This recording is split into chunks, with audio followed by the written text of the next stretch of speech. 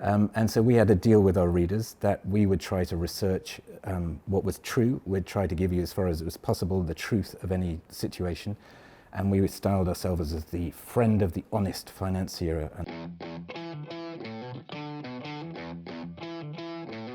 John from Sifted, thank you so much for coming on the show.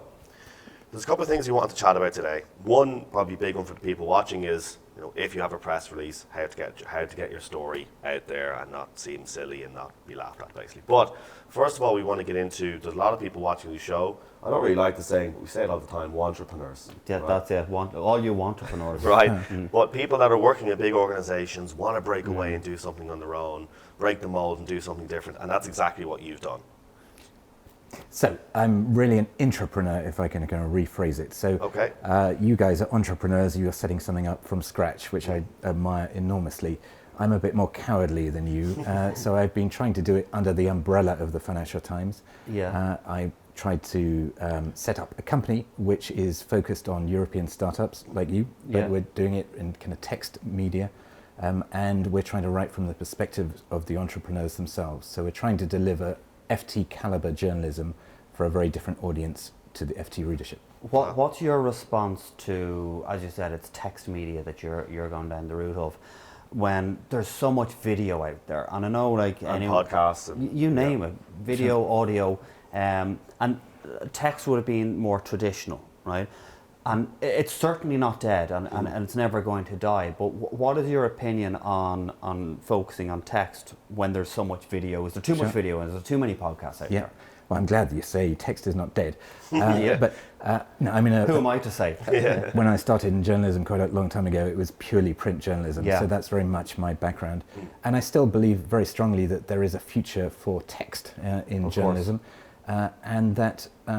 What excites me about media at the moment is that I think certainly from the mainstream media, the kind of legacy media companies, a lot of us have been in a defensive crouch for a very long time. We've seen our business models eroded by changes in technology and Facebook eating up all of our advertising. Yeah. But we can use technology in new ways, just as a lot of startup companies can too. And what intrigued me was the possibility of using a kind of brand as powerful as the FTs and combining it with the possibilities of new kind of startup technologies in order to reach a broader audience. And I think there's still a lot of life left in text, and people still want to read. And that's still a remarkably efficient way of absorbing information. Absolutely. I did see a stat last week. I hope I get it right, but I think it is. 73% of millennials are willing to pay for websites like the FT, TechCrunch, the TechCrunch Gold, whatever it's called. Yeah. They're willing to pay for that. 73%. If the journalism is good and if the content is good, they're willing to pay the premium for really good content. And it strikes me that 131 years ago or something, when the FT was founded, it was founded because in the city of London everyone is giving away free sheets saying invest in this Bolivian tin mine or this Russian railway. And nobody had any idea of the provenance of those free sheets, who was behind them, who was ramping shares, who was running a complete scam. Could be just advertising, And the basic deal for the FT was that you would pay us a penny or whatever it was. We would try and find out whether that Bolivian tin mine actually existed or not. Oh, okay. And so we had a deal with our readers that we would try to research what was true. We'd try to give you, as far as it was possible, the truth of any situation. And we styled ourselves as the friend of the honest financier and the trusted broker. Wow. You say that as if it's all changed. So I think what's fascinating now is there is so much information out there, as you're saying. Everyone is drowning in information, but what is really credible? What is to be trusted? And I think there are new ways of trying to re-inject trust into this space. And I think kind of brands is one way of doing it. And charging people money for it is also a way of doing it, because there is then an explicit contract between the reader and the media provider. Is that also because, the way you hear it's not who's right, it's who's first. So like everyone just wants to get the news out there first without even doing the research. So like it's kind of putting the responsibility back in the journalist's hands of whatever you're putting out there needs to be researched and checked and is correct. Sure. Although I think that's really interesting kind of change in the industry as well, that absolutely there was a massive monetary incentive to be first with the news. Yeah. But that, I think, has been almost entirely eroded because of Right. the social media world. Anyone gets a scoop now on a market-moving deal, other people will be able to verify that or have it in seconds. Yeah. Yeah. So I know... Also, if you get it wrong, you you're get going it to be wrong. scrutinised big Indeed. time. Yeah. So, I mean, at the FT, we've always said we want to be right rather than Yeah. first. And I think that's our kind of calling card. Even if we haven't got the story as quickly as other people, in some cases, then we absolutely want to make sure that it's right before we Yeah, of publish it course. ourselves. What's your opinion, and you may be careful with what you say here, but what's your opinion on sponsored articles?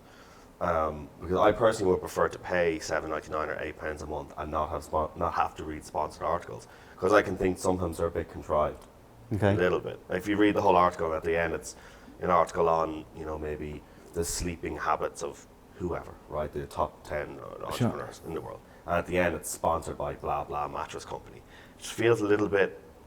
It works sometimes, but sometimes it feels a little bit forced.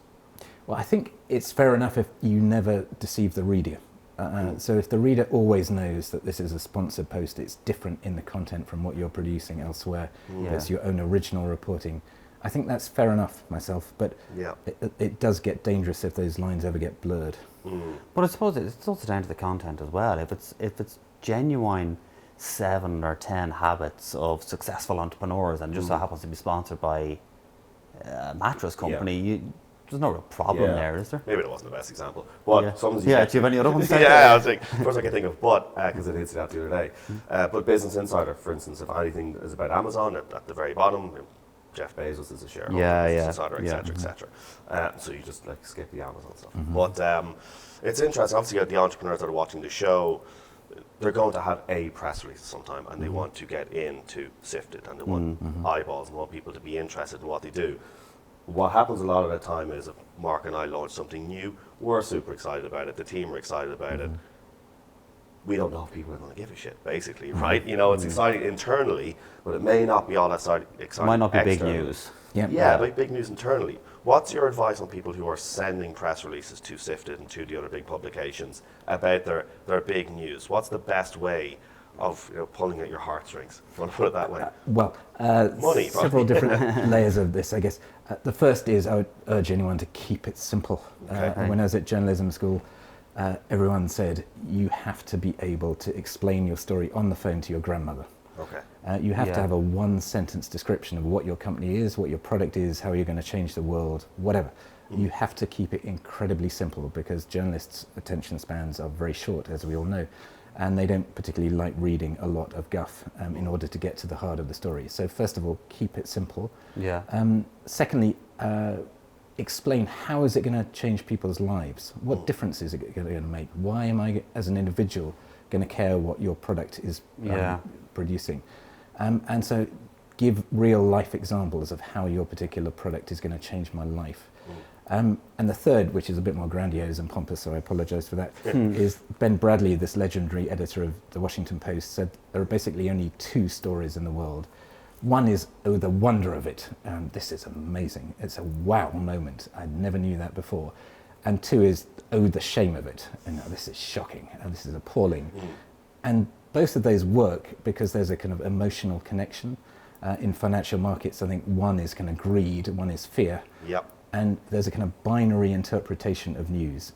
And you've got to figure out which one you're going for. Is this, this is an amazing new product, it's going to change the world? Or this is a shame of it kind of story, which is actually it's a disgrace that these companies over here are ripping you off. We're your friend, we're going to do something about it. I always find it interesting as a media company, right?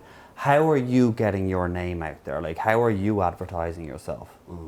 Well, that's what's fascinating about how journalism had changed in the time I've been in it. I mean, clearly for the Financial Times, it's not much of a difficulty because we've been around for a very long time. Yeah. For a wholly new brand like Sifted, I mean, it's been a real challenge and one of the biggest challenges of how do we get our name out. And I mean, it is what everyone is now doing. You just have to shout on social media, Yep. and Twitter and Facebook, and trying to use LinkedIn communities. Yeah. Just trying every means, every kind of event that you go to. We print out cards, we physically hand them out to people, stick them on people's seats. Yeah. I think it's just trying to use guerrilla marketing in Yep. whatever way you can to get your name out there. So I'd love to know how you guys do it. A bit of the same. Yeah, Bit of the same. it's actually. You know what? It's interesting. It is, the social media channel. People want trusted news, right? I think Facebook and everything that they've come under fire for is they're pushing news that isn't exactly real. I think people want a trusted publication. If it's an FT-backed publication, then there's a level of trust there. So that makes sense pushing that on Facebook. Of course it does. But look, we're literally about to run out of time. But thank you so much for coming in and sharing all that knowledge with viewers. Really appreciate it. My pleasure. Thanks, Cheers. John. Thank you.